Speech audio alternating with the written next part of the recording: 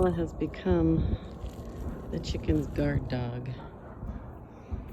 She's over there barking in a corner, trying to keep the squirrels away.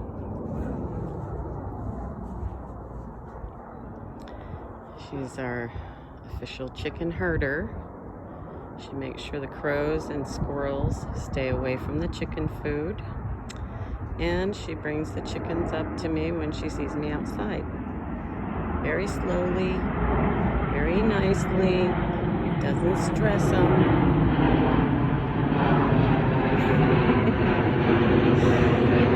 And she just, careful.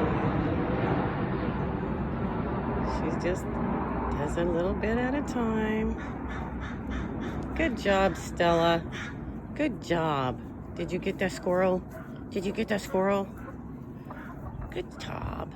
Good job. She just stood guard at the coop while Susan laid her egg, and then brought Susan back out with the rest of the girls. It's pretty funny to watch. She has a job now, though. She takes it very seriously. Don't you? My little chicken whisperer.